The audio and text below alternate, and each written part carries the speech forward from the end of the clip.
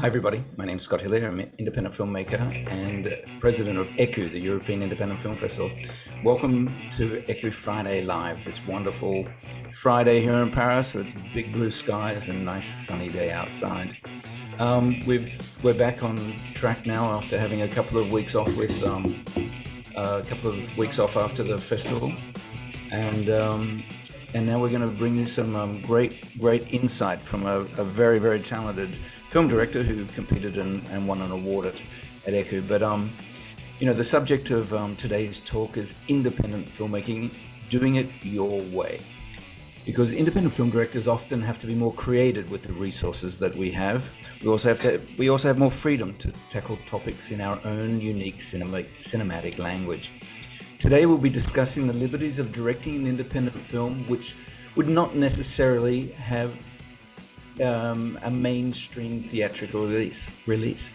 We'll ask our guest Rolf, an award-winning filmmaker Rolf, who's coming along to give us some insights into this world.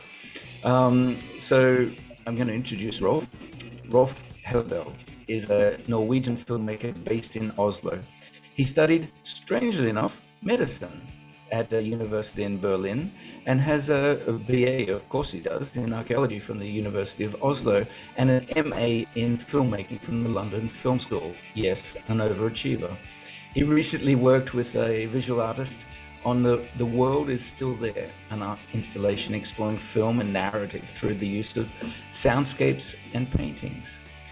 His latest film, Norwegian Nature's Suburbia and the Creatures Living There, was awarded Europe's Best Independent Experimental Film at ECU 2022 this year. And apart from that, he's a damn good fellow, and we were very, very happy to show your film and very happy to meet you here in Paris. So, Rolf, how are you today? Where are we talking to you from?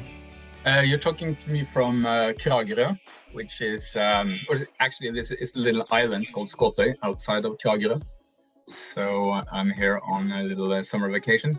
Nice, excellent.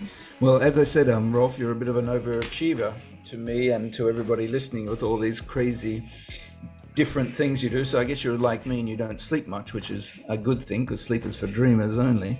Why don't you tell us a little bit about you, your background, where you grew up, and sort of what led into this great film that we'll show some excerpts of later on. Yes, so my name is Rolf, filmmaker from now living in Oslo. Well, my background is quite eclectic and multifaceted. It sounds, I think it's interesting because it fits in the whole. It fits in the whole thing that we're talking about today, doing it your way. Because it's as many things. It's not my strategic plan to study this and go there and go here and then end up here as a big master plan. I started. I wasn't that interested in film in my early years when I grew up. It came more and more when I was 15, 16, watching a lot of films, and it sort of seeped in. But films wasn't. It just wasn't something that you studied. It wasn't something I didn't know any filmmakers, and it felt like something that happened in America somewhere. So I studied medicine because that's something I was always interested in, and the complexity and the challenge of that whole world, and anything from histology to anatomy to physiology. It's very complex, and that sort of intrigued me. But after time, there was this more of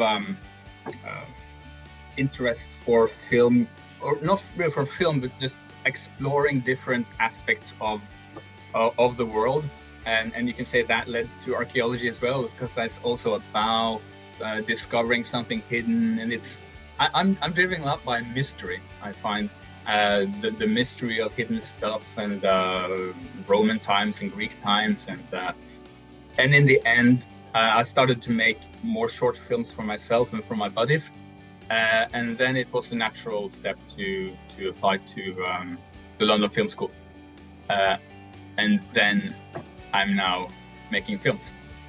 That's a great parcours, as they say here in French.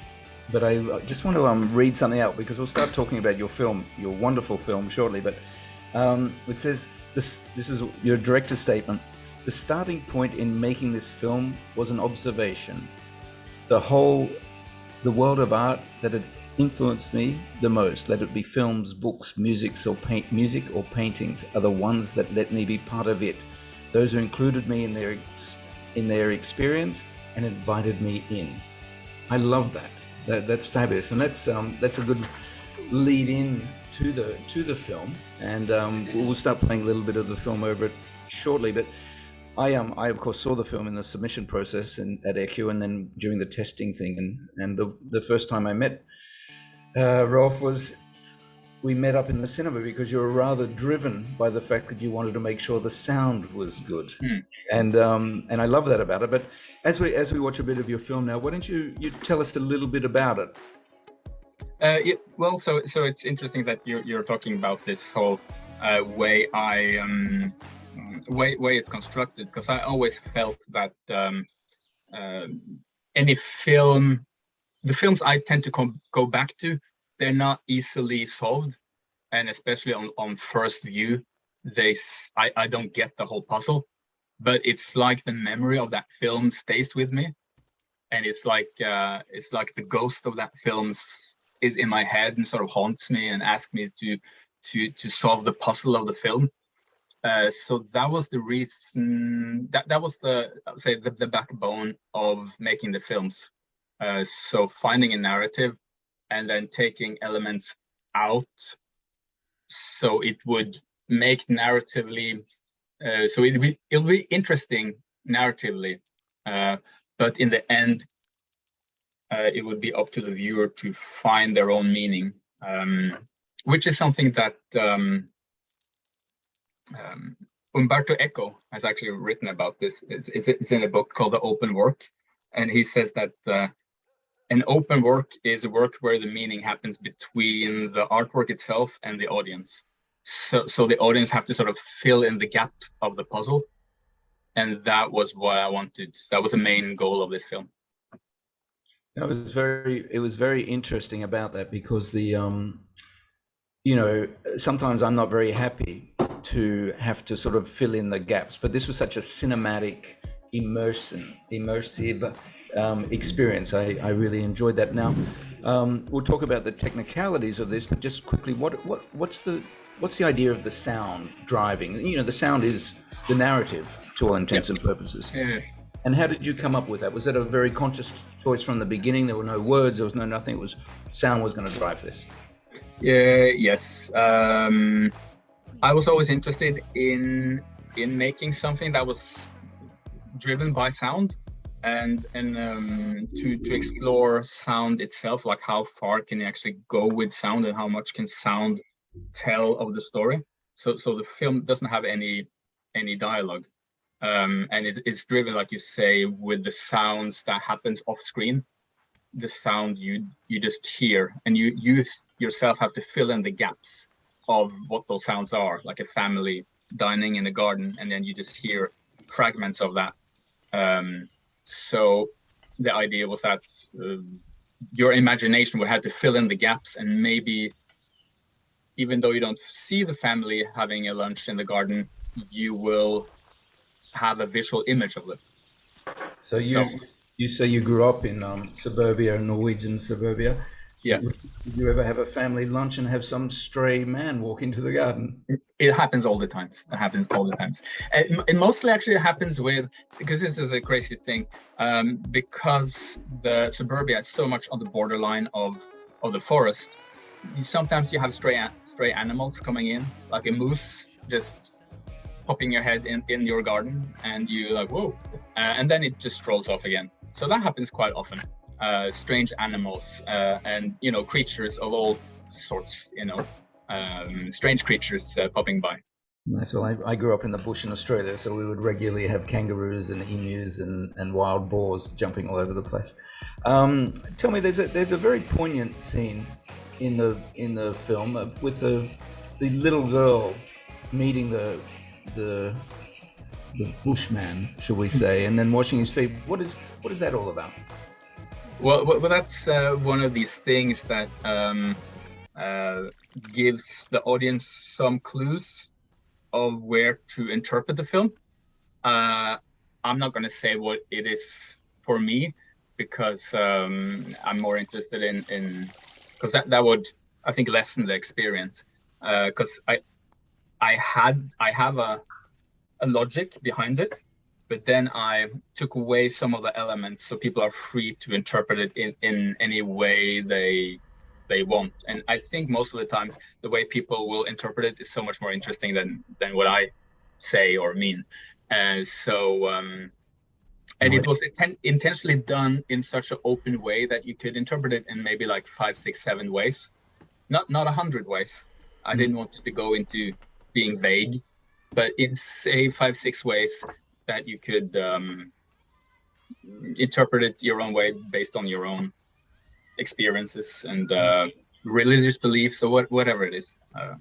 let me bounce off to the for the technical people who'll be watching this. How long did the film take to film? How long did it take to shoot? Um, it was a 3-day shoot. So it wasn't very long, but it's a long time ago because COVID came in the middle.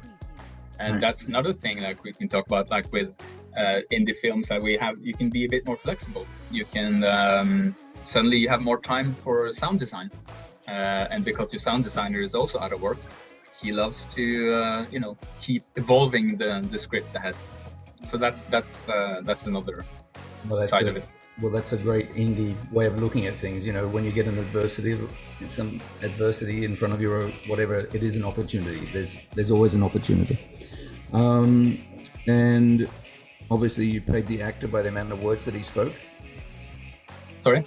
You paid the actor for every word that he spoke. Yes, of course. That's another indie way of doing it. I have to think. Let's just helicopter out a little bit. What is the indie film scene like in Norway? Well, it depends on what you mean by indie. I think we're such a small country, so in a sense, everything is indie. There is now some bigger stuff that has huge, bigger budgets, and we now make our own disaster movies. So we do that as well in our own way. But I think most films have that. It's on the lower end of the budget, let's say. And I think with that, there's also an opportunity to be a bit more flexible in how you do it. You just have to be able to communicate your vision and to know exactly what you're doing, because you can't. The bigger the budget, you can't go around saying, "Okay, I feel this or feel that today." You have to know what to do. Yeah. Well, I've made a few, talking about disaster films, I've made a few disastrous films myself. But when you get the budget up and people are just looking at the 3 pages you have to shoot today versus any feeling. We do this to give people an insight into what indie filmmakers do and their methods and processes. What were some of the challenges that you face making your film? I think the biggest challenge is always, because maybe one of the biggest differences between more mainstream films and indie films is that mainstream films has a script that is sort of external. It's something that you just get and you have to fill a canvas of some sort because it's sold down the line. It's a market thing. And indie films, it's, at least in my world, it's something that comes from the inside and out. So you're also understanding the project while you're doing it, because it's a personal thing, and the more you make it, the more you understand it. So the most difficult thing is to understand your own project. It sounds ridiculous, but if you don't understand your own project, if you don't understand why you shoot things a certain way, then you're on kind of weak ground. So from the first sort of mental images you get, it's sort of abstract thing, and then after a while the process of getting to this really concrete understanding of, yes, okay, this is why I'm doing it, it's because of this, and then that trickles down to communicating that to your colleagues and to the other departments, saying, we're not going to do it, I know you're used to doing it this way normally, but here we're doing it this way because of these reasons.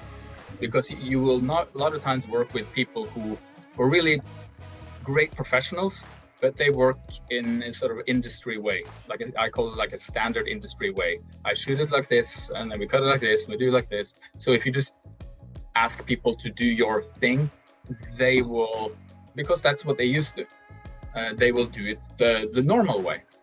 But if you are going to do something that is quite specific and your vision, you have to really be clear communicating what it is they're going to do and why it's going to be like that.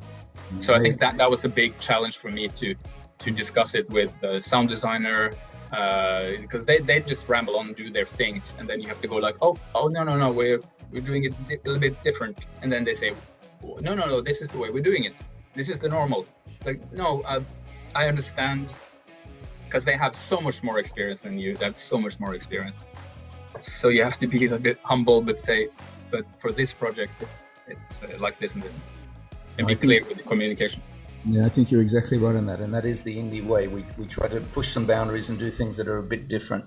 But I explain that to our staff and the people that we work with, and whatever. It's, this whole elevator pitch thing is not bullshit, by the way. Know your project inside out, because you'll have to sell it first to yourself and then sell it to others.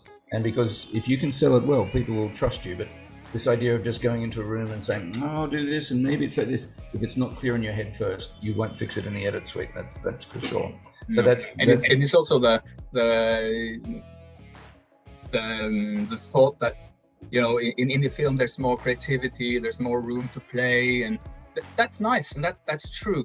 But with more creativity and more flexibility, there's more responsibility. So you're the person in charge. You're the creative director, and you have to be the one that you're preaching your gospel to your little crew. Yeah, and so, most of the time they believe you, but there's sometimes they go, my goodness, why are we here? I'm going to open this up to Rodrigo now, who's the festival coordinator, and he's going to ask around the staff and negotiate between the staff, because there's some questions that they'd like to ask you, Rolf. Excellent. So the first question I have for you is, what was your biggest challenge besides COVID when you had to film the film? My biggest challenge with COVID? No, the main challenge besides COVID. Besides COVID.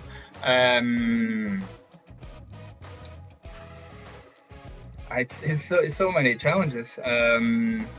Like I said, the biggest challenge is probably to understand my own vision, and that takes time. And the initial stage is always very difficult, because this was we funded it ourselves. So it's getting the moment you have momentum, everything is flowing. So the biggest challenge is to get other people to believe in it, and to get the first collaborator, then to get the second collaborator, and to get that sort of up and running. Because the moment you have a producer on board, and then you have your DOP and your sound designer, and especially your casting director, then stuff just goes easily. So just having that mental strength, because if you wake up in the morning and it's just you with an idea and there's nothing else, that's quite tough. So it's just getting from that to it actually being alive. That's it takes a lot of mental energy. Thank you. Now our interviewer has a question for you. Mm-hmm. Hello, Hey.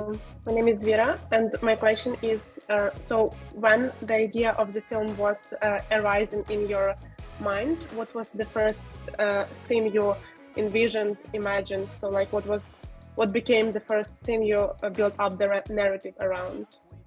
The first image was of this character, this ragged creature, just hovering around suburbia. That was the first image, and then the more I wrote it, it was this character. I had no idea what it was, but it's just the character that was going into people's gardens and then walking down streets, and he came out of nature and went back to nature, and it's like, okay, well, this is it. And then that fused together with some ideas about sound, and then you have, okay, so it's this character floating through, and then he's hearing different sounds. Okay, so, and then you build on it step by step with your camera technique or your finding actors. So, yeah. Perfect. Now our intern Marina has a question for you. Yes, I'm really wondering, and how easy was it to finance the film project? And because it's an indie movie, and I understand that it won't be. What was your journey so far? With the finance, it was self-financed. So so that gave me and a friend of mine put in the cash to start the process, and also it was a little bit. I've seen so many of my collaborators. Here in Norway, you can apply for funding, but it takes a long time. It takes at least 6 months, maybe a year, when you apply with a script, and then you sit there, wait, and most likely you will get a no. So it was like, okay, let's just do it. And we don't have much money, but we'll start. And then after a while, we ran out of money. We had to put in a little bit more. And then the project grew and grew and grew. And thank God everybody did it for free. And because they did it for free, they worked twice as hard or more. And then in the end, when we had a project, we applied to get some support for making a 5.1 mix in a proper studio. And then we got a little bit of money for that, but that was a process. And it's a good question, because the difficult thing is to get the ball rolling. And if you then have to first write it and then apply and then sit and wait, it really kills the creativity. So how to go about it is that's a very good question. Just as a just not wanting to be rude, but can you give us a sort of a price range of what the budget for your film was? I think we're around like 5,000 euros. I mean, obviously on the screen it looks much more expensive, which is credit to you and your team. So that's good. So but of course you can't keep on doing it that way. It's a nice way of getting started, and that's why being recognized by Echo is a big thing, because then it gives you some traction, gives you some confidence, but also shows public investors that you can actually create something,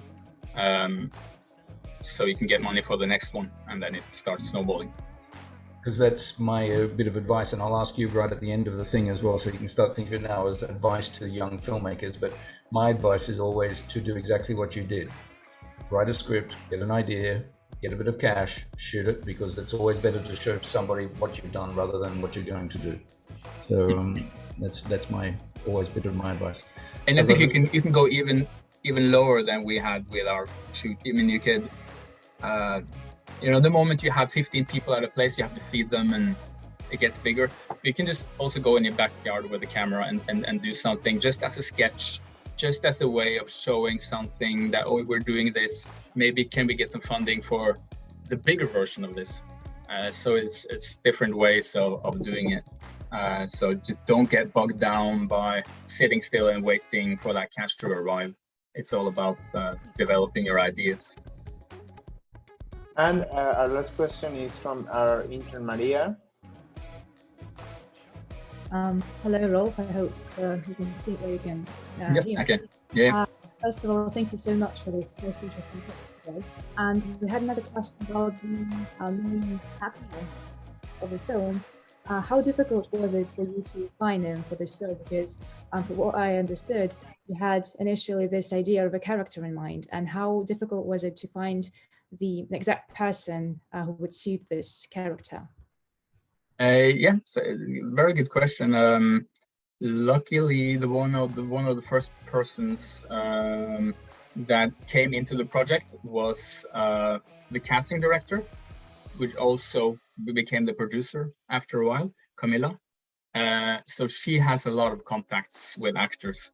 And with this one, it was more, it was very visual based. So we got a lot of people applying for the role, and then we have to just look through who looked the part.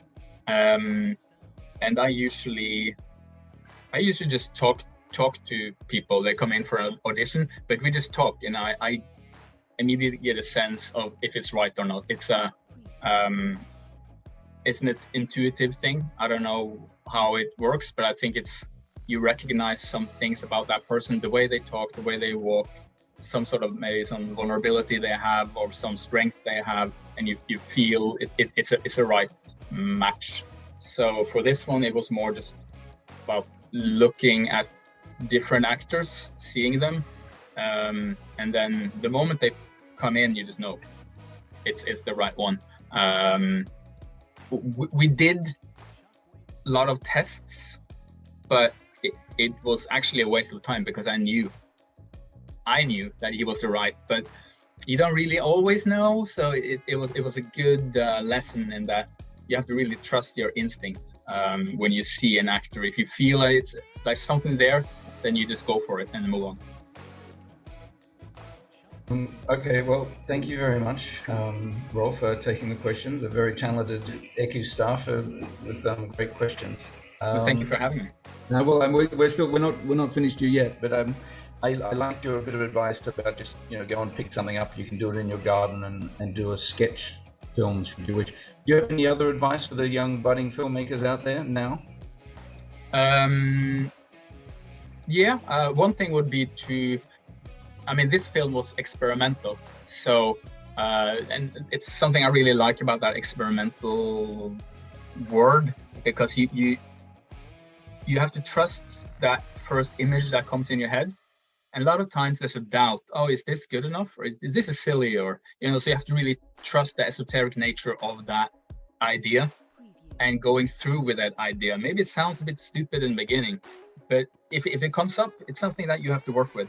And then over time you develop it into something interesting. So I think that's also the main thing that you learn in film school, is to trust your ideas, even your stupid ideas. Just trust them, and they don't have to be perfect coming out, because it's more about developing those ideas, and then new ideas comes into it.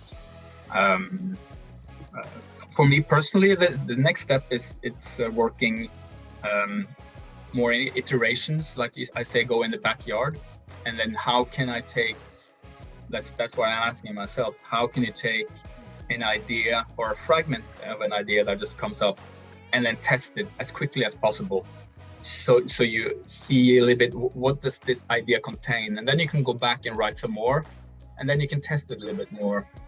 But if you do it on such a low level, I think you get to somewhere faster, as opposed to like sitting with a blank sheet of paper and then writing. It sometimes that writing process can be a bit stale, so it's nice to go into something a bit more concrete and a bit more practical.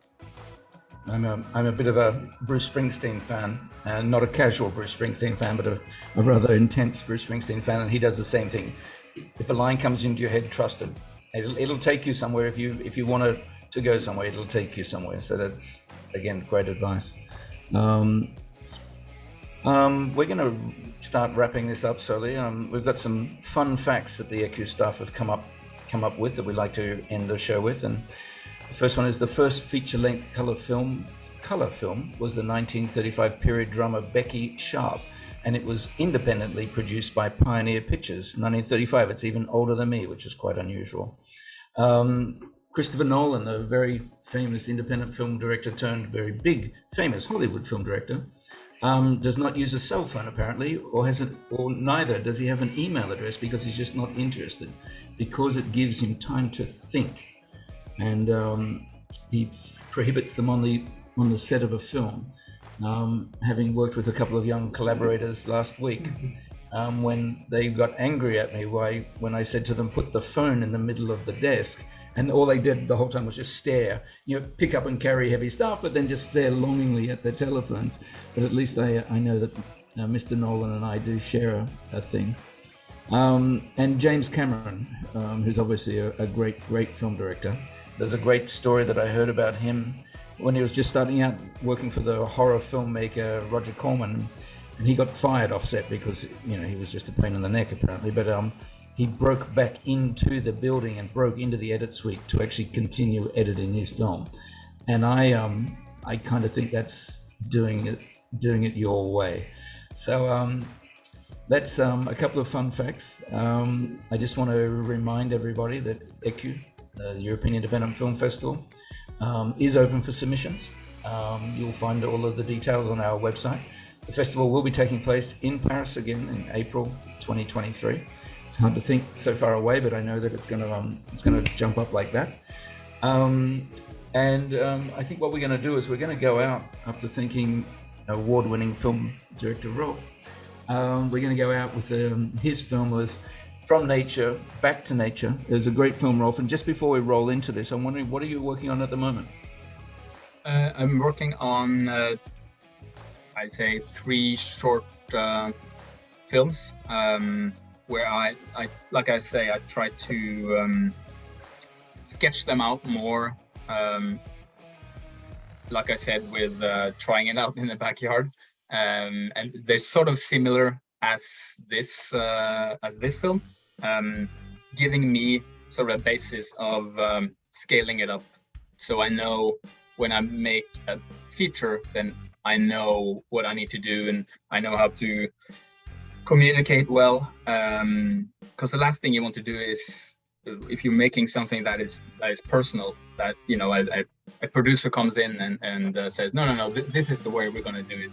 So I think it's so I'm using these last feature films of just really owning the projects and owning all the aspects of it, because it's all from directing to, you have to understand the market, you have to understand sound, you have to understand visuals, working with actors. There's so many things, so you have to just I think it's a good way of just working with a lot of short films. They don't have to be big or excellent. It's just a lot of short films makes you have a good foundation, at least that's my hypothesis, for taking the next step on to a feature which has its own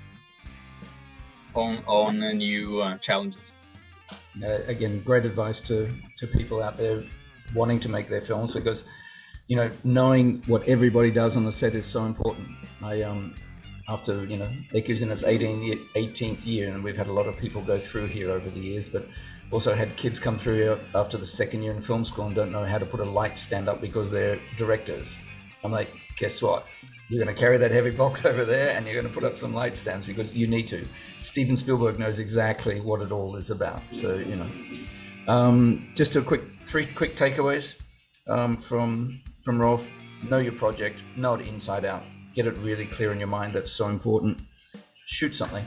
Just shoot something. Because the only way to eat an elephant is a little piece at a time. And I think the idea of just making stuff is very important, because otherwise you're just going to sit there and go, well, I don't have cranes and I don't have this and I don't have that. Just shoot something. And the other one, the Bruce Springsteen-esque thing was, trust your first image. And when you do that, even if it doesn't start off in the first image of your film, it'll be what drives you into doing this. Okay, Rolf, it's great to see you, man. Great to see you. I wish I was up there in Norway on that island, hanging out in your cabin. Welcome anytime. We're going to close out with your film. Thank you very much to the ECU staff. Great team around us to make this happen. Have a great weekend, everybody, and roll it down, Phoebe, and we'll go out on a man going back to nature.